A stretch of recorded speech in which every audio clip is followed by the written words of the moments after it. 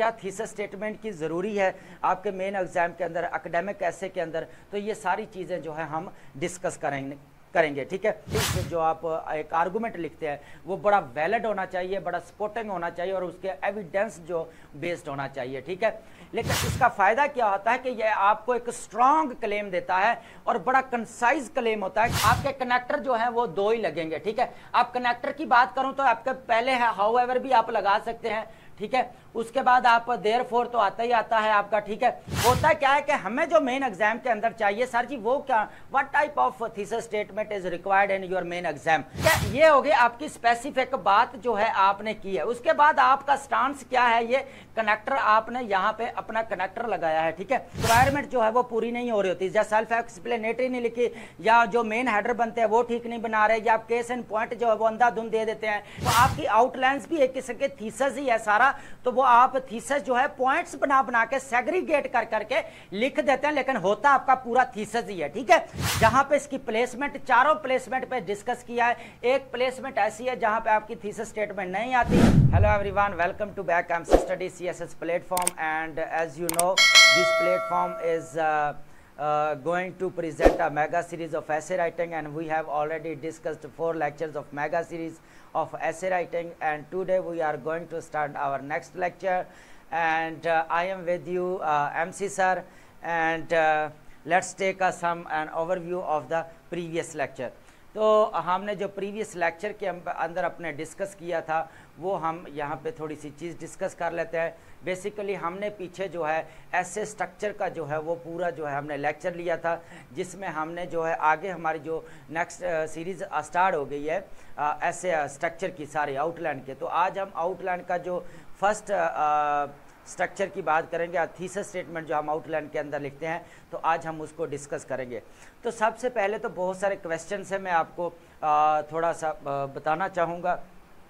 एक मिनट, सबसे पहले आपको एक चीज़ क्लियर करना चाहूँगा कि बहुत सारे क्वेश्चंस आते हैं कि सर जी थीसिस स्टेटमेंट मेन जो है वो आउटलाइन के अंदर मेन एग्ज़ाम में आउटलाइन के अंदर लिखनी चाहिए या नहीं लिखनी चाहिए। उसके बाद कौन सी टाइप होती है, जेनेरिक होनी चाहिए, स्पेसिफिक होनी चाहिए, कौन सी जो है वो सेफ साइड है। उसके बाद सबसे बड़ी बात ये पूछी जाती है, स्टूडेंट ये पूछते हैं कि सर इसकी प्लेसमेंट कहाँ होनी चाहिए, क्या हम आउटलाइन के ऊपर लिखें। हेडर की बात कर रहा हूँ, आउटलाइन का हेडर देने से पहले, हेडिंग देने से पहले आप ऊपर लिखें, हम थीसिस स्टेटमेंट की हेडिंग देते हैं, या फिर हम इंट्रोडक्टरी लाइंस लिखें अंदर। तो कैसे हम लिखें जो चेकर को, एकेडमिक चेकर को हम कन्विंस कर सकें। ठीक है, तो इसके ऊपर हम चीज़ें देखेंगे, ये बहुत इंपॉर्टेंट चीज़ें हैं। और ये हमने थीसिस स्टेटमेंट के ऊपर स्पेसिफिक जो है लेक्चर लिया है, और एक एक छोटी छोटी चीज़ को हमने बड़ी डिटेल्स के साथ जो है वो डिस्कस करना है। और जितने भी आपके जो है क्वेश्चंस हैं उनको सारे क्वेश्चन को यहाँ पर एड्रेस करेंगे। प्लीज़ अपने जो है ना वो माइक जो है ना ऑफ कर लें प्लीज़। अच्छा, उसके बाद जो है ना बहुत सारी चीज़ें हैं, अगर कोई क्वेश्चन आपके माइंड में आ रहा होता है तो प्लीज़ जो है वो कमेंट करके पूछ सकते हैं। अव्वल तो पहली बात तो है अबाउट थीसिस स्टेटमेंट के जितने हम क्लैरिफिकेशन देंगे आपको, उसके अलावा आपके पास क्वेश्चन बचेंगे नहीं, लेकिन आप कुछ चीज़ें हैं, क्वेश्चंस हैं, वो आप अपने रेज कर सकते हैं जो आपके इंडिविजुअल लेवल पे होते हैं इशू। ठीक है, तो चलें हम सबसे पहले बात कर लेते हैं थोड़ी सी कि ओवरव्यू थोड़ा ले लेते हैं। सबसे पहले हम जो बात करेंगे वो है आपकी थीसिस स्टेटमेंट। थीसिस स्टेटमेंट क्या होती है इसके बारे में डिस्कस करेंगे। देन हम बात करेंगे टाइप्स ऑफ थीसिस स्टेटमेंट। ये है वन टाइप जो है वो आपकी जनरल है और सेकंड वन इज स्पेसिफिक। ये दो टाइप जो हैं हम थीसिस स्टेटमेंट की डिस्कस करेंगे और विद एग्जांपल्स। ठीक है, वो जो है ना थीसिस स्टेटमेंट वो लिखी हुई हैं, हम उनको जो है वो देखेंगे। ठीक है, उसके बाद placement in outline and introduction. जो इसकी प्लेसमेंट है जो इस थीसिस स्टेटमेंट की है, बेसिकली वो कहाँ पे होनी चाहिए, आपकी आउटलाइन के अंदर कौन सी जगह पे होनी चाहिए, इंट्रोडक्शन के अंदर कौन सी जगह पे होनी चाहिए।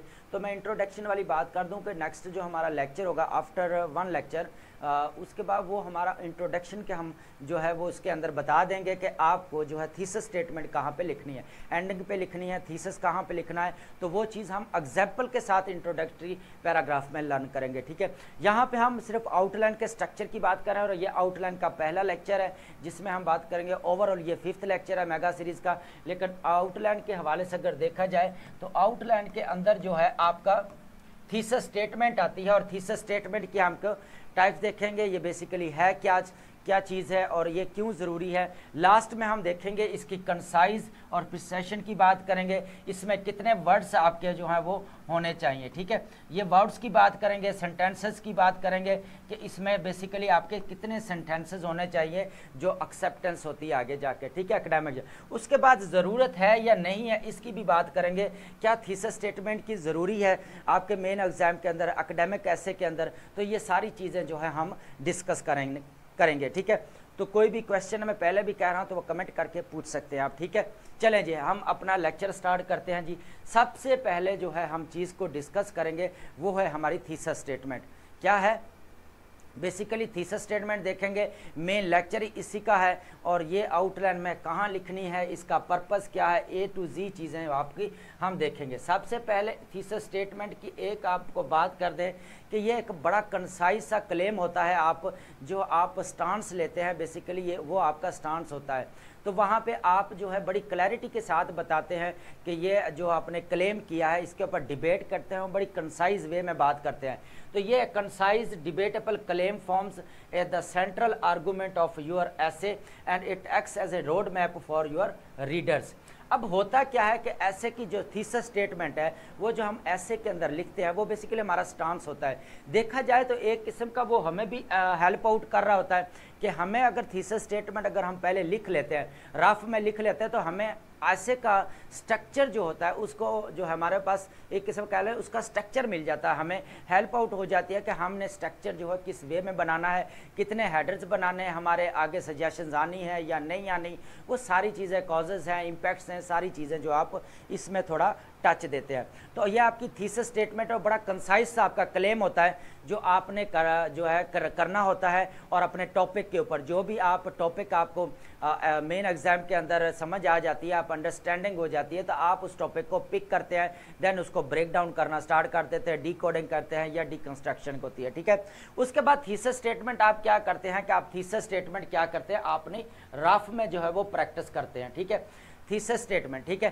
तो ये आपका क्या है, बड़ा कंसाइज सा क्लेम होता है। उसके बाद ये एक मेन बात है कि ये फोकस्ड रखता है आर्गुमेंट को, कहीं पे दूसरी जगह पे वो शिफ्ट नहीं होने देता कि आपका एक स्ट्रक्चर आपने डिसाइड कर लिया है कि मैंने थीसिस स्टेटमेंट इस वे से लिखनी है कि ये मेरा जो फोकस्ड आर्गुमेंट है और इससे मैंने जो दूसरी तरफ अपने पॉइंट से जो है वो बेसिकली नहीं हटना, ठीक है। तो होता क्या, focused argument of typically 1 to 2 sentences long, it provides a focused argument, it must be a claim supported by evidences not by simple fact।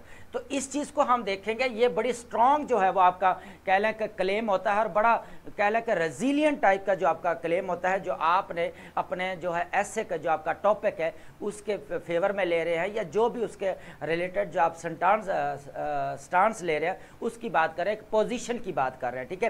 तो ये आपका क्लेम होता है, बड़ा कंसाइज सब क्लेम होता है जो आप लेते हैं, ठीक है। तो ये थीसिस स्टेटमेंट की बेसिकली ये बात है, ठीक है। ये डेफिनेशन समझ में आ गई, इसका फोकस्ड आर्गूमेंट क्या होता है, आपको बड़ा जो कंसाइज जो आप एक आर्गूमेंट लिखते हैं वो बड़ा वैलिड होना चाहिए, बड़ा सपोर्टिंग होना चाहिए और उसके एविडेंस जो बेस्ड होना चाहिए, ठीक है। तो वो ऐसे ही जो है ना फैक्ट बेस्ड जो है विदाउट फैक्ट जो है वो नहीं होना चाहिए, ठीक है। तो यहाँ तक क्लियर है चीज़ें। चलें जी, अब थीसिस स्टेटमेंट की होगी डेफिनेशन, अब हम इसकी बात करते हैं नेक्स्ट की। थीसिस स्टेटमेंट एक बात जो है ना अपने माइंड में बैठा लें कि why is a thesis statement essential. Thesis statement essential क्यों है, एक बार आप एकेडमिक चेकर को साइड पे रख दें, पहले हम अपनी बात करते हैं कि हमारे लिए एसेंशियल क्यों है, ठीक है। थीसिस स्टेटमेंट बेसिकली हमारे लिए एसेंशियल क्यों है, पहले इस चीज़ को देखते हैं। सबसे पहले एक बात कि कह दो कि अगर आप थीसिस स्टेटमेंट बनाते हैं, थीसिस स्टेटमेंट अगर आप बनाते हैं तो आपने क्या करना होता है, वहाँ पे सबसे पहले आप रफ में बनाते हैं और रफ में जाके आप क्या करते हैं, अपना स्टांस लेते हैं या आप क्लेम करते हैं, ठीक है। ये आप क्लेम करते हैं कि आपका ये आर्गुमेंट है और क्लैरिटी, खुद को क्लैरिटी आ जाती, पहले चेकर को या एकेडमिक चेकर को क्लैरिटी देने से पहले खुद को जो है पता चलना चाहिए कि थीसिस स्टेटमेंट क्यों एसेंशियल है, क्यों ज़रूरी है। बेसिकली आपका स्टांस जो होता है ना, आपको एक स्ट्रक्चर मिल जाता है, आपको फॉर्म ऑफ डिस्कोर्स मिल जाता है कि आपने इस वे में बात करनी है, बेसिकली इसका ये पर्पज़ है, ठीक है। हम पहले देखें कि सबसे पहले क्लैरिटी और फोकस होता है, यह हम अपने पर्सनल की बात करें कि जो है वो थीसिस स्टेटमेंट हमारे लिए क्यों जरूरी है, क्वेश्चन ये है, ठीक है। चेकर की तो हमने रिक्वायरमेंट पूरी करनी है, एग्जामिनर ने जो बोल दिया हमने उसकी रिक्वायरमेंट पूरी करनी है, लेकिन हमें क्यों जरूरी है, हमारे लिए क्या वो इंपॉर्टेंट क्यों है, इसकी सिग्निफिकेंस क्या है। सबसे पहले तो it prevents essays from become rambling और अनफोकस्ड। सबसे जो पहली बात होती है, आप जो स्टांस ले रहे होते हैं, आप जो क्लेम करते हैं कंसाइज, वो आपको फोकस्ड होते हैं, आपको दूसरी तरफ जो आर्गुमेंट की तरफ नहीं जाते, आपको क्लैरिटी आ जाती है कि मेरा ये स्टांस है। जैसे आर्गुमेंटेटिव ऐसे का है, तो बात करें is colonial mentality impeding Pakistan progress, तो वो उसमें आप क्या बड़ा क्लैरिटी के साथ आपका स्टांस आ जाता है, आप थीसिस स्टेटमेंट बनाते हैं और आपको एक स्ट्रक्चर मिल जाता है, फॉर्म ऑफ डिस्कोर्स, जैसे मैंने अभी पहले बताया। तो ये बेसिक इंश्योर करता है राइट रिमेन्स पॉइंट्स। उसके बाद ये सबसे फिर बात होती है ऑर्गेनाइजेशन की, अभी मैं बात कर रहा हूँ स्ट्रक्चर की बार बार। तो ये आपको क्या होता है कि आपको एक स्ट्रक्चर जो होता है ऐसे का, वो लिखने में हेल्प आउट करता है और एक इफेक्टिव वे होता है जो आपको आउटलाइन लिखने में, सबसे जो बड़ी बात है आउटलाइन लिखने में जो है वो आपको हेल्प आउट करता है कि आपने आउटलाइन के अंदर जो मेन हेडर्स बनाने हैं, ठीक है, मैं मेन हेडर्स की बात कर रहा हूं, तो मेन हेडर्स आपके किसकी बेस पे बनेंगे, वो आपकी थीसिस स्टेटमेंट की बेस पे बनेंगे। जो आपने वहां पे कनेक्टर लगाने से पहले या कनेक्टर लगाने के बाद जो आपका मेन थीसिस के पॉइंट होते हैं, मेन हेडर बनाते हैं आप, उसके बाद आपकी सब हेडिंग्स आती हैं, ठीक है। तो ये होते क्या है, मतलब ये आप बना तो लेते हैं, लेकिन इसका फायदा क्या होता है कि ये आपको एक स्ट्रांग क्लेम देता है और बड़ा कंसाइज क्लेम होता है कि आपने जो आउटलाइन बनानी है, अपने मेन हेडर्स बनाने हैं, वो कितने बनाने हैं, 5 बनाने हैं, 6 बनाने हैं या 7 बनाने हैं, तो वो एक आपको ऑर्गेनाइजेशनल स्ट्रक्चर, ऑर्गेनाइजेशनल जो वे होता है वो दे देता है, ठीक है, स्ट्रक्चर दे देता है कि ऐसे का आपने क्रिएट करना है, ठीक है। तो आउटलाइन आप बनाने में क्या उसके हेल्प आउट करते हैं, वो आपके पूरी आउटलाइन के अंदर मेन हेडर्स बनते हैं। उसके बाद आर्गुमेंटेशन होती है, आपने फोकस्ड जो आपका आर्गुमेंटेशन होती है, आप अपने पॉइंट के ऊपर फोकस्ड होते हैं और फिक्स होते हैं, अपने आप को फिक्स कर लेते हैं कि मैं इस स्टांस के ऊपर खड़ा हूं और ये मेरा स्टांस बिल्कुल वैलिड है और मैंने अब इस टॉपिक को ये स्ट्रक्चर देना है, ठीक है।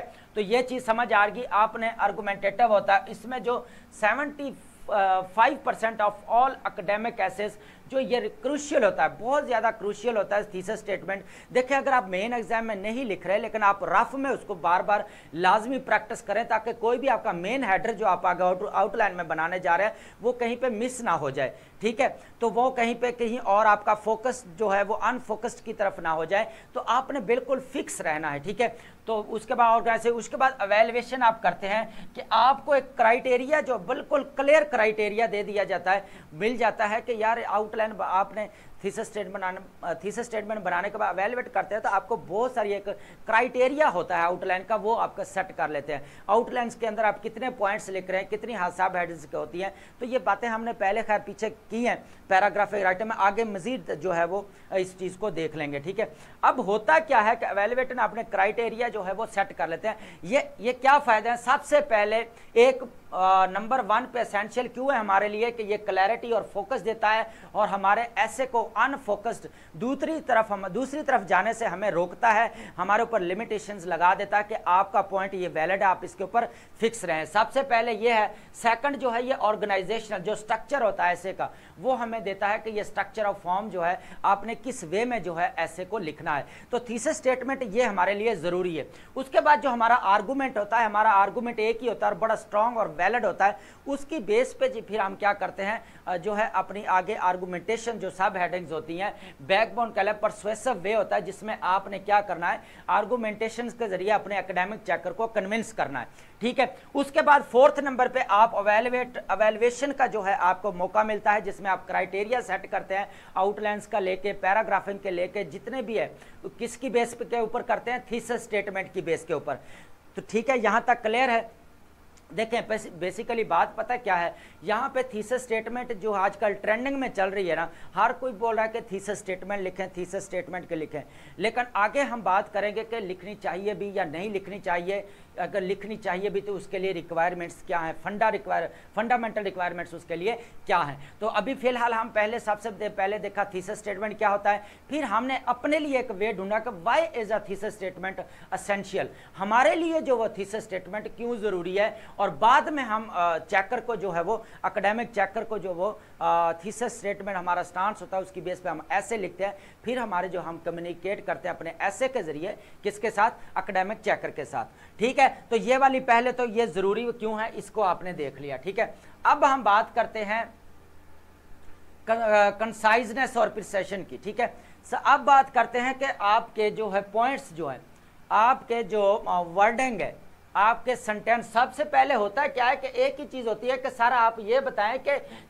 जो आपकी आउटलाइन है, थीसिस स्टेटमेंट एक कह ले कि एक पैराग्राफ है, आपका छोटा सा पैराग्राफ है, आपका स्टांस है, आपकी पोजीशन ली हुई है, तो आप उसमें कितना ही क्लियर कर देंगे एकेडमिक चेकर को, है ना। क्वेश्चन इज दैट ना, वही एकेडमिक एक थीसिस स्टेटमेंट है, आपकी थीसिस स्टेटमेंट के अंदर आती है, आप फिर अपने आउटलाइन के अंदर वो थीसिस स्टेटमेंट लिख रहे होते हैं पॉइंट्स बना के, वही पॉइंट्स आप इंट्रोडक्टरी पैराग्राफ में अपनी थीसिस होता है वहां पे इंट्रोड्यूस करवा रहे होते हैं, फिर मिनी पैराग्राफ वहां पे लिखा जाता है, ट्रांजिशनल बिजी पैराग्राफ वहां पे आप अपने पॉइंट लिख रहे होते हैं, और देन फिर उसकी डिटेल्स होती है जो थीसिस पॉइंट्स की, थीसिस स्टेटमेंट जितने भी आप पॉइंट बनाते हैं, हेडर्स बनाते हैं, उनकी फिर आगे पैराग्राफिंग जोर होती है, और उसी थीसिस स्टेटमेंट को हम क्या करते हैं, एंड में जाके समराइज कर देते हैं। इतनी सी बात है कि थीसिस स्टेटमेंट हमारी सबसे पहले क्या आती है, आउटलाइन के अंदर आती है, और आउटलाइन हमारी, एक बात समझ लें कि आपकी आउटलाइन ही आपका थीसिस है। एक बात अपने यहां तक मैं बात आपकी क्लियर कर दूं, ये आगे हम मजीद डिटेल के साथ इसके साथ पहले हम देखें कि इसकी कंसाइजनेस प्रिसिशन कितनी होनी चाहिए। सबसे पहले जो अगर इसके वर्ड देखें तो वो 40 से 50 वर्ड होने चाहिए, ताकि एक आपकी कॉम्प्रीहेंसिव जो है वो कह सकते हैं थीसिस स्टेटमेंट बन जाते हैं। तो 8 to 9 ऑलमोस्ट आपके जो लाइन्स बन जाती हैं। ठीक है, और सेंटेंसेज आपके कितने बन जाएंगे, अगर आप सेंटेंसेज थोड़ा कॉम्प्रीहेंसिव लिख रहे हैं तो अगर आप 2 कनेक्टर लगा रहे हैं तो आपके 3 सेंटेंसेस आ जाते हैं। तो 2 और 3 जो सेंटेंसेस आप लिख रहे होते हैं वो आपने यहाँ पे आगे जो है इसकी वर्डिंग जो होती है वो आपकी डिसाइड हो जाती है कि आपके कितने वर्ड बनेंगे, 40 और 50। ठीक है, उसके बाद हम बात करते हैं बड़ी क्लैरिटी के साथ जो है आपने जो भी स्टांस लेना है, अपने आर्गूमेंट्स को जो है बड़े तरीके से आपने जॉर्गन जो इस्तेमाल किए हैं, आपको रिडंडेंट जो फेज है वो नहीं होना चाहिए। ठीक है, तो आपको जो वर्ड आप कंट्रीब्यूट द आर्गूमेंट, ये जो चीज़ आप जॉर्गन्स लिख रहे हैं, ये आप जो भी करें इनको बड़े टेक्निकल वे से जो है आपने कंट्रीब्यूट करना है। ठीक है, उसके बाद है सिंगल आइडिया, ये आपका बेसिकली होता क्या है कि focus on one core argument, avoiding multiple and disconnected claims, maintain unity.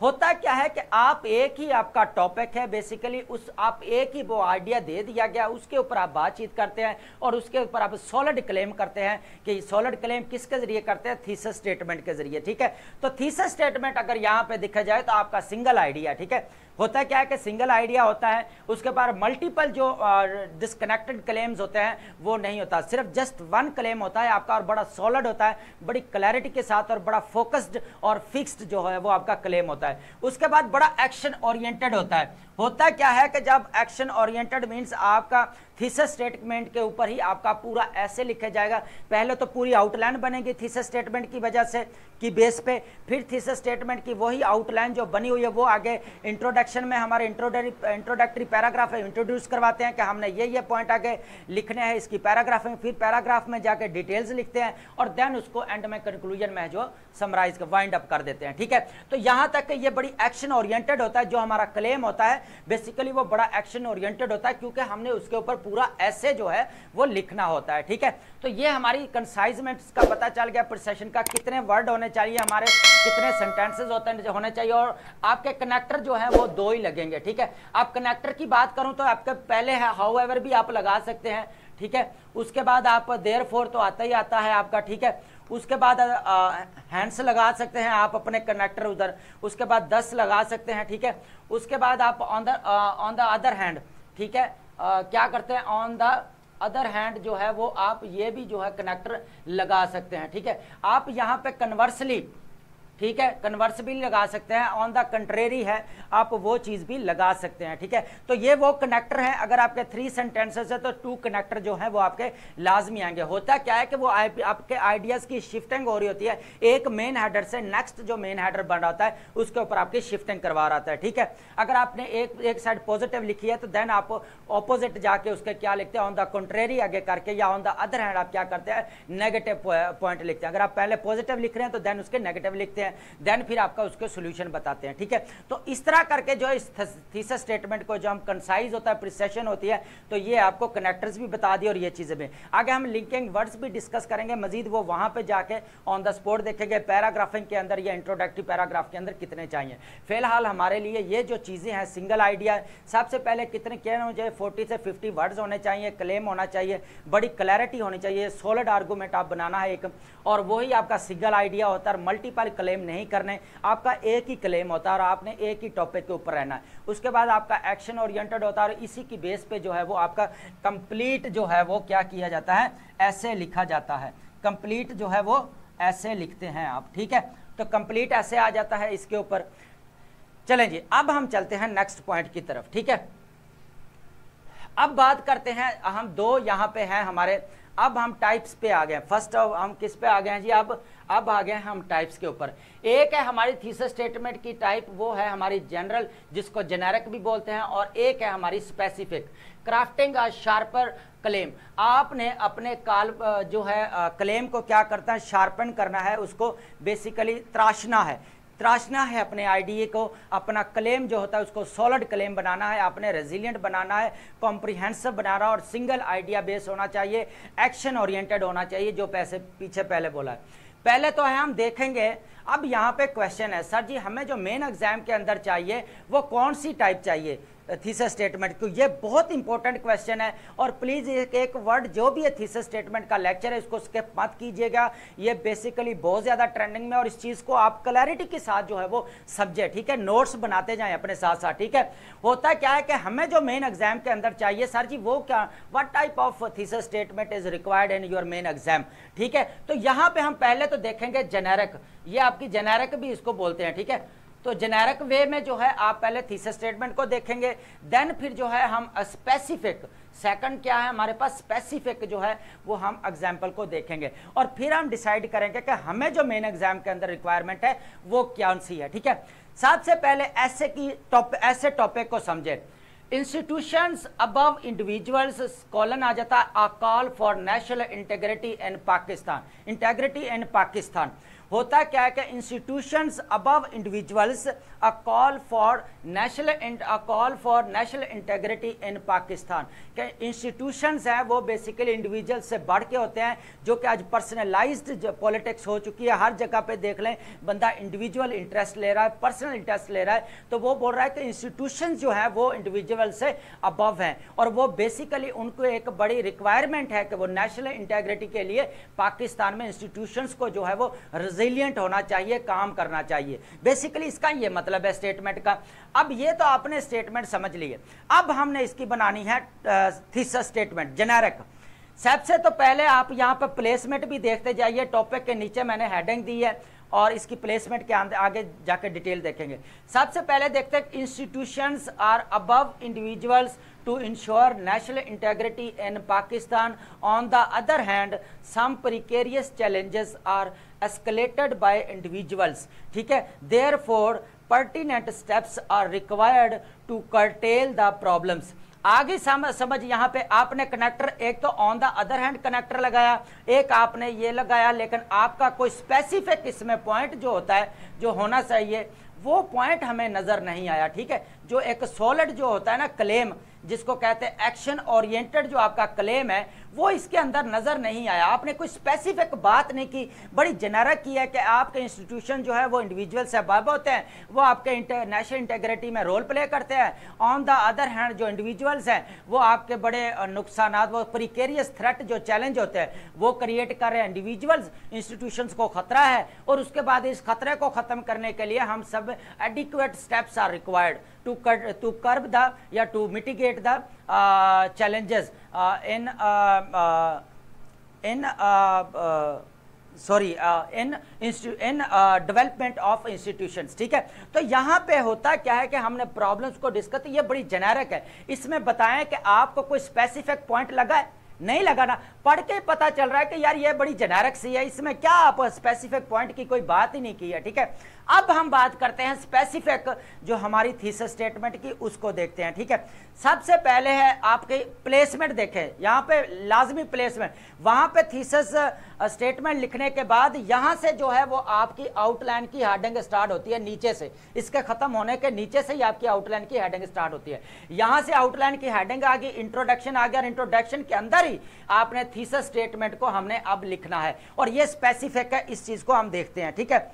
सबसे पहले चीज को ये समझें, institutions are above individuals to ensure justice, peace, rule of law, democratic values and accountability। अब आगे ना स्पेसिफिक बातें, ठीक है, ये हो गई आपकी स्पेसिफिक बात जो है आपने की है। उसके बाद आपका स्टांस क्या है, ये कनेक्टर आपने यहाँ पे अपना कनेक्टर लगाया है, ठीक है। उसके बाद आपने क्या क्या, individuals are creating precarious threats to institutions including nepotism आ गया, आपका फेवरेटिज्म है, करप्शन है, रिलीजियस एक्सट्रीमिज्म है, ये तो आ गया आपके, ये आपके आ गया दूसरा जो है चैलेंजेस की बात कर रहा है, ठीक है, जो है। उसके बाद आपने देयरफॉर यहाँ पे लगा के जो है आपने क्या किया, पर्टिनेंट स्टेप्स जो है वो चाहिए। अब यहाँ पे पाकिस्तान का नाम भी आ गया, लेकिन वहां पे पाकिस्तान का जो है नाम ऊपर इंटेग्रिटी में दे दिया गया, लेकिन यहाँ पे जो सही लॉजिकल ऑर्डर था वो इसमें करें कि therefore some pertinent steps are required to curtail challenges for consolidating national integrity in Pakistan.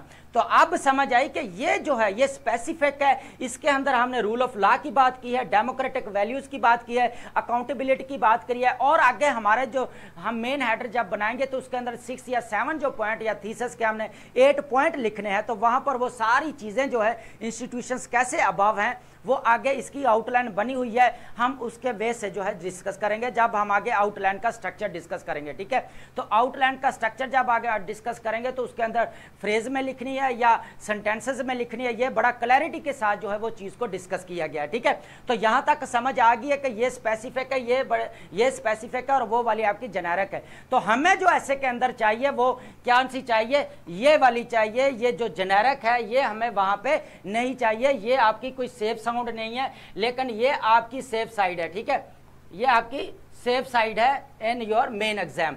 तो आपने स्पेसिफिक लिखना है स्टेटमेंट को, थीसिस स्टेटमेंट को जेनेरिक करके जो है वो नहीं लिखना। होपफुली यहां तक आपको समझ आ गई होगी, ठीक है।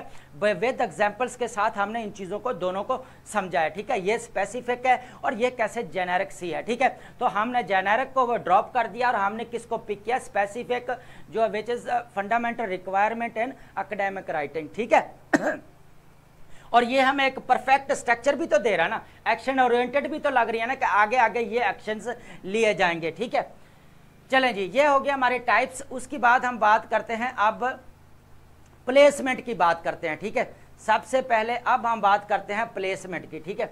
प्लेसमेंट, आप मैंने बोला है कि जगह जो आप थीसिस स्टेटमेंट कंफ्यूज हैं, सारे एस्पिरेंट क्वेश्चन करते हैं, सर हम क्या इसको पहले ये थीसिस स्टेटमेंट को पहले लिखें, ये है वो जेनेरिक, यहाँ पे हम स्ट्रक्चर जस्ट हम स्ट्रक्चर की बात कर रहे हैं, ठीक है। ये हमारी जेनेरिक वाली है, ये एक्सेप्टेबल नहीं है, लेकिन हमने यहाँ पे क्या इसकी बात करें, आउटलाइन के स्ट्रक्चर की बात करें कि थीसिस स्टेटमेंट की प्लेसमेंट कहाँ होनी चाहिए। तो थीसिस स्टेटमेंट की पहला वे तो एक ये है कि आप थीसिस स्टेटमेंट पहले लिखें, देन आप आउटलाइन के हेडर दें, उसके बाद इसमें से तोड़ फोड़ करके कंपोनेंट के आगे मेन हेडर बना के आप अपने सब हेडिंग्स पॉइंट देते हैं, केस इन पॉइंट होता है, केस ऑफ स्टडीज हैं, आगे आपके जितने भी है फ्रेज लिख रहे हैं, सेंटेंस लिख रहे हैं, सारे सेल्फ एक्सप्लेनेटरी होने चाहिए और वो आगे आप लिख देते हैं। सेकंड टाइप जो है, अब ये देखें कि यहाँ पे आउटलाइन की हेडिंग दे दी है, जबकि यहाँ पे थीसिस स्टेटमेंट आपकी पहले थी, यहाँ पे आउटलाइन की हेडिंग दे के इंट्रोडक्शन की हेडिंग दी है, इंट्रोडक्शन की हेडिंग देने के बाद थीसिस स्टेटमेंट की हेडिंग दी है, और थीसिस स्टेटमेंट को लेकर यहाँ तक जो है हमने थीसिस स्टेटमेंट। अब इसकी वर्डिंग की काउंटिंग कर लें कि मैंने वो पहले बताया था कि आपके 40 या 50 जो है वो होने चाहिए और 3 सेंटेंस होने चाहिए, चेक कर लें। 1 2 3 4 4 5 2 6 7 8 9 10 11 12 13 14 15 16 17, तो ये आप कर लीजिए ऑलमोस्ट 40 टू 50 इसके वर्ड हैं, ठीक है। तो ये आप जो है काउंट करके इसको जो है वो कमेंट करें कि इसके वर्ड कितने हैं, ठीक है। ये आपके ऊपर है कि आपको पता चले कि वर्डिंग कितनी होनी चाहिए, और नीचे कमेंट करें कि इसके अंदर कितने जो है वो सेंटेंस लिखे गए हैं, ठीक है। ये बहुत इंपॉर्टेंट है, इसको स्किप मत करना। पहले आप देख लें प्लेसमेंट कहाँ आ रही है थीसिस स्टेटमेंट की, वहां पे पहला नंबर है, ठीक है। अगर स्पेसिफिक स्टेटमेंट आनी है तो पहले आप यहाँ पे लिखेंगे, और ये स्पेसिफिक स्टेटमेंट आपका ये मेथड, तो ये दोनों मेथड ठीक है आपके, दोनों गलत नहीं है, दोनों आपके चल जा रहा हो। इसकी बेस पे जो है वो ऐसे भी पास हुए हैं, तो वो ऐसी बात नहीं है कि वहां पे ऐसे इसलिए नहीं, कभी समटाइम पास होता, आपका जो क्लेम होता है वो सॉलिड नहीं होता, या आपकी आउटलाइन होती है उसकी रिक्वायरमेंट जो है वो पूरी नहीं हो रही होती, या सेल्फ एक्सप्लेनेटरी नहीं लिखी, या जो मेन हेडर बनते हैं वो ठीक नहीं बना रहे, या आप केस एंड पॉइंट जो है वो अंधाधुंध दे देते हैं, या आप जो फ्रेज लिख रहे हैं नीचे फ्रेज लिख देते हैं, ऊपर सेंटेंसेस लिख देते हैं, तो ये मिक्सचर जो है बन जाता है। तो बहुत सारी चीजें विद डिटेल के साथ हम आगे स्टेप बाय स्टेप इसको लर्न करेंगे, ठीक है। ये आगे आपके मेन हेडर से स्टार्ट हो जाते हैं, और यहां से आपका अंदर ये थीसिस स्टेटमेंट इंट्रोडक्शन के अंदर आ जाती है, ठीक है। अब हम बात करेंगे नेक्स्ट जो है वो 3 और 4th नंबर के। पहले जो हमारी ये कौन सी थी जी, प्रोफाइल जो है ना थोड़ी हैवी है, इसीलिए बोर्ड के ऊपर इशू कर रहा है। तो सबसे पहले ये 1 और ये 2, और उसके बाद हम ये करेंगे 3rd नंबर पे है, हम बात करेंगे अब ये है हमारे 3rd नंबर, ठीक है, और ये है हमारा 4th नंबर जो थीसिस स्टेटमेंट का है, ठीक है। सो हमने यहाँ पे पहले हमने क्या किया था, यहाँ पे आउटलाइन के अंदर इंट्रोडक्शन किया, यहाँ पे हमने थीसिस स्टेटमेंट की हेडिंग की। अब ये है इंट्रोडक्टरी लाइंस, जो हम क्या करते हैं कि इंट्रोडक्शन देने के बाद हेडिंग इंट्रोडक्टरी लाइन जो है हमारे ऐसे के अंदर लिख देते हैं। तो ये भी मेथड है, लेकिन ये भी ओके है, इसको भी एक्सेप्ट किया जाता है, और इसके ऊपर भी ऐसे, ये भी आपका ठीक है, लेकिन आपका क्लेम सॉलिड होना चाहिए। मैं बार बार कह रहा हूं, जो हमने 4 वेज हम डिस्कस कर रहे हैं ना कि प्लेसमेंट कहाँ हो रही है, और जो लोग क्लियर कर रहे हैं या ऐसे हमने क्लियर किए, उसमें होता क्या है कि आपकी प्लेसमेंट मैटर जितनी कर रही होती है, लेकिन उससे ज्यादा आपके सॉलिड क्लेम जो है वो कर रहा होता है, ठीक है। बड़ा कंसाइज और क्लैरिटी के साथ जो है आपका आर्गुमेंट होना चाहिए, और फिक्स्ड होना चाहिए एक आइडिया, सिंगल आइडिया के ऊपर। तो आपने इंट्रोडक्टरी लाइंस भी लिख दें तो ये भी एक्सेप्टेबल है, ठीक है, ये भी आपका एक्सेप्टेबल है, तो आप ये भी जो है वो लिख सकते हैं, ठीक है, इंट्रोडक्टरी लाइंस भी, ठीक है। उसके बाद है 4th नंबर पे, हमने यहाँ पे देखें हमारी कोई थीसिस स्टेटमेंट यहाँ पे नहीं है। क्या अब ये कंडीशंस क्या हैं? अब ये थीसिस स्टेटमेंट नहीं है तो क्या ऐसे पास नहीं होता? तो ऐसी बात बिल्कुल गलत है। आपकी एक बात मैं अभी यहाँ पे बता देता हूँ कि आपकी थीसिस जो होती है वो आउटलाइन भी आपकी थीसिस स्टेटमेंट ही होती है, क्योंकि वो जो आउटलाइन होती है वो आपकी थीसिस स्टेटमेंट के ऊपर ही बन रही होती है। मेन हेडर्स आप उसी में बना रहे होते हैं, स्पेसिफिक जो पॉइंट है वो आप उसमें लिख रहे होते हैं अपनी आउटलाइंस के अंदर को। आपकी आउटलाइंस भी एक किस्म के थीसिस ही है सारा, तो वो आप थीसिस जो है पॉइंट्स बना के सेग्रीगेट कर करके लिख देते हैं, लेकिन होता आपका पूरा थीसिस ही है, ठीक है।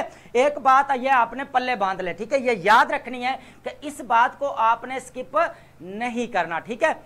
यहां तक क्लैरिटी। अब इसमें देखें कि यहां पे कोई जो है वो नहीं है, इंट्रोडक्शन दिया गया है, how institutions are above individuals, तो ये आपके आ गया। उसके बाद आपके मेन जो है चीजें हैं वो स्टार्ट हो गई हैं कि आपके सब हेडिंग्स है वो स्टार्ट हो गई है, ठीक है। तो ये आपकी सब हेडिंग्स है, ये इनकी नंबरिंग है, ये आपकी सब हेडिंग। तो यहाँ पे थीसिस स्टेटमेंट नहीं है तो ये भी आप देख लें कि वेरीफाइड है और चेक्ड ऐसे है, तो ये भी आपका ओके है, ये भी। लेकिन उसके लिए रिक्वायरमेंट क्या है कि आपका सॉलिड जो है वो क्लेम होना चाहिए, और बड़ा कंसाइज और बड़ा क्लैरिटी के साथ जो है वो आपका क्लेम होना चाहिए। ये ऐसे लिखने से पहले आपने रफ में जरूर जो है वो अपनी थीसिस स्टेटमेंट लिखनी है।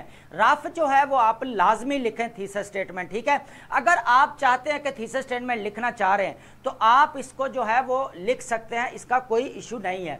जहां पे इसकी प्लेसमेंट, चारों प्लेसमेंट पे डिस्कस किया है। एक प्लेसमेंट ऐसी है जहां पे आपकी थीसिस स्टेटमेंट नहीं आती, एक में आप पर इंट्रोडक्टरी लाइंस आती हैं, ऊपर वाले में इंट्रोडक्शन की हेडिंग देके आप क्या करते हैं, बेसिकली थीसिस स्टेटमेंट की हेडिंग देके नीचे आप अपना क्लेम लिख देते हैं। दूसरी तरफ आप थीसिस स्टेटमेंट की डायरेक्ट हेडिंग देते हैं, क्लेम लिखते हैं, नीचे आपके आउटलाइन का हेडिंग देके आप अपना ऐसे स्टार्ट कर लेते हैं, ठीक है, आउटलाइन स्टार्ट कर ले। तो ये 4 स्ट्रक्चर्स हैं जी। आपकी प्लेसमेंट है थीसिस स्टेटमेंट की, ये देख लें, आउटलाइन से पहले है, यहाँ पे फिर आउटलाइन के अंदर है, इंट्रोडक्शन के अंदर थीसिस स्टेटमेंट की बात की गई है, उसके बाद यहाँ पे थीसिस स्टेटमेंट को हटा लिया गया, आउटलाइन की हेडिंग दी गई है और इंट्रोडक्टरी लाइंस आ गई। यहाँ पे आपकी थीसिस स्टेटमेंट नहीं है। तो ये चारों जो ऐसे हमने डिस्कस किए हैं थीसिस स्टेटमेंट वाले, ये बहुत ज़्यादा फ्रूटफुल हैं और यही एक्सेप्टेबल है हमारे एकेडमिक ऐसे में, ठीक है, जो हम मार्क्स लेने में जो हेल्प आउट करते हैं। तो ये 4 हैं, हमने इसको 4 जो है वो डिस्कस किया। अब हम बात करते हैं, ये मेन पॉइंट है। अब जो मेन क्वेश्चन की जरफ आते हैं कि आपका मेन क्वेश्चन जो है वो क्या है, बेसिकली इस चीज़ को हम एड्रेस करते हैं, ठीक है। इसको बड़े एक एक बात को बड़ी आप तवज्जो से सुनिएगा, इसमें एक एक पॉइंट बड़ा वैलिड है और सुनने वाली बात है। सबसे पहले नीड और नो। अब आप डिसाइड करें, मैंने 4 प्लेसमेंट बताई हैं आपकी थीसिस स्टेटमेंट की, आप क्या डिसाइड करेंगे। आप चारों में से अगर एक भी स्ट्रक्चर अडॉप्ट करते हैं तो आपका वो भी जो है वो आपका पास हो जाता है, वो भी आपका अच्छे मार्क्स दे जाता है। इसमें ये नहीं है कि आप वो थीसिस स्टेटमेंट नहीं लिखेंगे तो आपका ऐसे पास नहीं होगा। तो ये एक मिथ है और ये बिल्कुल 100% मिथ है, इसके ऊपर आपने बिल्कुल नहीं जाना। थीसिस स्टेटमेंट अगर लिखनी चाहिए तो आपकी सबसे पहले आपके आर्टिकल्स की मिस्टेक नहीं होनी चाहिए, आपकी लैंग्वेज अच्छी होनी चाहिए। उसके बाद आपके जब आप लिखना चाह रहे हैं थीसिस स्टेटमेंट के अंदर आपके डिटर्मिनर्स जो आप लगाते हैं, डिटर्मिनर्स आपके वो होते हैं, बेसिकली हम ये ग्रामर सीरीज में पढ़ेंगे कि आपके डिटर्मिनर्स जो है वो क्या होते हैं, उसको हम डिटेल के साथ करेंगे। पहले तो होते हैं आपके आर्टिकल्स, ठीक है, जितने भी आप आर्टिकल्स, आ का है, आन है, दा का आर्टिकल है, तो ये आपके क्या है, आर्टिकल्स है। उसके बाद आप डेमोन्स्ट्रेटिव डिटर्मिनर लगाते हैं, आप पोजेसिव डिटर्मिनर्स लगाते हैं, आप नंबरिंग करते हैं, तो ये हमारे डिटर्मिनर्स हैं। तो सबसे पहले कनेक्टर, फिर आपके आ जाते हैं सब ऑर्डिनेटिंग जो आपके कंजक्शंस हैं, तो वो आपको लगाने आने चाहिए कि आपने जो है वो लिखना है तो कॉमा लिखना, कॉमा डालना है या नहीं डालना है। तो ये सब ऑर्डिनेटिंग कंजक्शन वो होते हैं जो आप हाउएवर की बात करते हैं, देयरफॉर की बात करते हैं, तो ये आपके होते हैं वो सारे, ठीक है। सब ऑर्डिनेटिंग कंजक्शन, इनका आपको बड़ा जो है ना वो इसके बारे में ना होना चाहिए, आपको अच्छी तरह जो है इनका एप्लीकेशन ऑफ रूल्स जो है ये वाले जितने भी कनेक्टर्स हैं उनका आपको पता होना चाहिए। आपके डिटर्मिनर्स जो आर्टिकल्स आपके लगते हैं उनका पता होना चाहिए। ये ग्रामर सीरीज चल रही है, उधर जाके आप डिटर्मिनर्स, मॉडिफायर्स, क्वांटिफायर्स, फ्रैगमेंट्स, ये सारी चीज़ें पढ़ सकते हैं विद डिटेल। जहाँ पे हम अपने पैराग्राफिंग में मिस्टेक कर रहे थे या हम अपने एकेडमिक ऐसे के अंदर मिस्टेक्स करते हैं, ठीक है। अब होता है नो भी मैंने अभी बात कर दिया कि आप अगर ना भी स्टेटमेंट लिख रहे हैं, लेकिन अगर आपके पैराग्राफ्स बड़े सॉलिड है और आपकी थीसिस जो आपने बनाया है आउटलाइंस के अंदर, जो मेन हेडर्स बनाए हैं, जो आपने सब हेडिंग्स बनाई हैं, अगर वो आपकी 20 से अबव हैं, आपकी डिकंस्ट्रक्शन जब ना लिखने की कंडीशंस क्या होनी चाहिए, पहले आपकी डिकोडिंग जो है वो बहुत अच्छी होनी चाहिए। डिकोडिंग, डिकंस्ट्रक्शन या ब्रेकडाउन जो है वो आपके टॉपिक का जो है वो बहुत अच्छा होना चाहिए, जिसमें आप रफ में क्या करते हैं, अपनी थीसिस स्टेटमेंट लिख लेते हैं और प्रैक्टिस कर लेते हैं। बेसिकली आपको स्टांस मिल जाता है कि हमारे लिए जो थीसिस स्टेटमेंट वो क्यों एसेंशियल है। जैसे कि हमने पीछे जो सेकंड पॉइंट डिस्कस किया था, तो अपने लिए रफ थीसिस स्टेटमेंट जरूर बनाएं ताकि आपको एक स्ट्रक्चर मिल जाएगा कि आपने ऐसे को किस वे में लिखना है, आर्गुमेंटेटिव वे में लिखना है, एक्सपोजिटरी वे में लिखना है, या आपने डिस्क्रिप्टिव, एब्स्ट्रैक्ट, रिफ्लेक्टिव। लेकिन आपकी थीसिस स्टेटमेंट एक जगह पे तो नहीं आती। यहाँ पे अगर आप एब्स्ट्रैक्ट वे की बात करें तो यहाँ पे आपकी जो है मोस्टली जो है, अगर हम उसको आर्गुमेंटेटिव ना बनाएं तो आर्गुमेंटेटिव बनाते हैं तो हम थीसिस स्टेटमेंट उसके अंदर लिख सकते हैं। अदरवाइज एब्स्ट्रैक्ट ऐसे के अंदर आपको ऐसे जो आउटर ये थीसिस स्टेटमेंट की जरूरत नहीं होती। एक बात मैं यहाँ पे क्लियर कर दूं कि आपके जो मेन कह लें कि जब एग्जाम में बैठे हो एब्स्ट्रैक्ट ऐसे आ जाता है तो वहाँ पे जो है आप एब्स्ट्रैक्ट ऐसे में जो है थीसिस स्टेटमेंट लिखने की जरूरत नहीं होती। आप सपोर्टिंग आर्गुमेंट्स जितने होते हैं आपके वो आप लिख देते हैं उसके पॉइंट्स, ठीक है। 14 है, 15 है, 17 है, 20 है, जितने आपको आते हैं, जितने आप बना सकते हैं। तो आप ना भी लिखें तो कोई इशू नहीं है, लेकिन लिखने के लिए पहले आपकी रिक्वायरमेंट क्या होनी चाहिए ये मैंने पहले क्लियर कर दी कि डिटर्मिनर्स का पता होना चाहिए, सबका सब ऑर्डिनेटर कंजक्शंस का पता होना चाहिए, कनेक्टर कैसे यूज करना है, सेंटेंस बनाना है तो कॉम्प्रिहेंसिव कैसे बनाना है, आपने मेन पॉइंट्स को ऊपर रखने हैं या जो बाद वाले पॉइंट्स थोड़े वीक है उसको बाद में लिखना है। तो इस वे से जो है आपने जरूरत अगर आप लिखने की तो ये आपकी कंडीशंस है पहली कि वो आपको पता होना है। अगर नहीं लिखने तो आपके पॉइंट्स जो हैं, आपकी आउटलाइंस डिटेल्स जो है वो अच्छी बनी होनी चाहिए, आपके 20 पैराग्राफ से अबव होने चाहिए, डी कोडिंग जो है वो अच्छी होनी चाहिए, टॉपिक की डिकंस्ट्रक्शन होनी चाहिए, रफ में जो है आप अपनी थीसिस स्टेटमेंट लिख सकते हैं। ठीक है, अब देखें ये तो थे आपके बेसिक से जितने भी क्वेश्चन थे सब आंसर कर दिए कि सबसे पहले हमने देखा कि थीसिस स्टेटमेंट क्या होती है।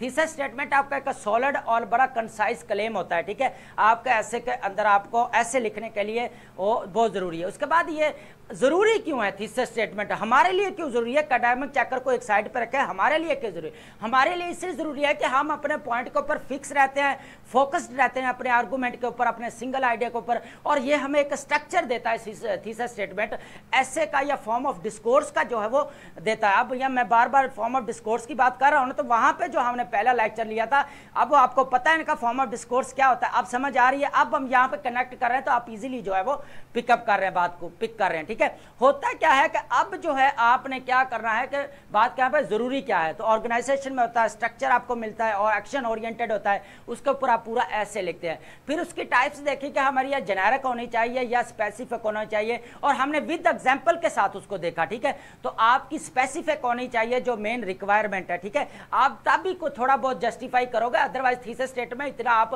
क्लियर पॉइंट को नहीं कर पाते। एक बात मैं पहले क्लियर कर, आप कितना ही बता लोगे यार, उसको 3 पॉइंट बताओगे ना थीसिस स्टेटमेंट के अंदर, लेकिन आप सब हेडिंग कितनी बनाओगे मेन थीसिस की, 8 पॉइंट बनाओगे तो 8 के 8 तो वहां नहीं लिख सकते ना। तो इसका मतलब है कि आपने हाफ ही जो होता है वो बड़ा कंसाइज सा एक वे होता है, स्पेसिफिक वो आपने बता देना होता है। उसके बाद हम बात करते हैं प्लेसमेंट कहाँ कहाँ पे होनी चाहिए। आउटलाइन के अंदर हम ऊपर लिखें हेडिंग दे के थीसिस स्टेटमेंट को लिखें, या नीचे आउटलाइन की हेडिंग दे के इंट्रोडक्शन के अंदर थीसिस स्टेटमेंट की हेडिंग दे के लिखें, या इंट्रोडक्टरी लाइंस लिख दें, इनफ है, या हम आप थीसिस स्टेटमेंट लिखें ना, ये भी जरूरत है। उसके बाद हम नीड क्यों है, अब हम जरूरत क्यों, अगर आप लिखना चाह रहे हैं तो आप जो है लिख सकते हैं, लेकिन उसके लिए कंडीशंस जो है मैंने 2-3 बता दी हैं, उनको सामने रखते हुए आपने जो है वो लिखनी है। ठीक है, उसके बाद जो लास्ट बात है मैं कहना चाह रहा हूं, जो लास्ट हमने थिंग डिस्कस की थी कि आपने प्लेसमेंट अपनी आगे, उसके बाद अगर नहीं लिखना चाह रहे तो कोई इशू नहीं है, लेकिन आप रफ में जो है एक बार जरूर जो है उसको ट्राई करें, उसके आपका स्ट्रक्चर मिल जाता है, जो मैंने एसेंशियल वाली बात की थी। ठीक है, तो आई होप कि आपको बहुत ज़्यादा अंडरस्टैंडिंग हुई है, और ये बेसिकली एक छोटी से छोटी चीज़ को हमने बड़ी जो है ना वो क्लैरिटी के साथ डिस्कस किया है। तो मिलते हैं नेक्स्ट लेक्चर में अपने। Thank you so much.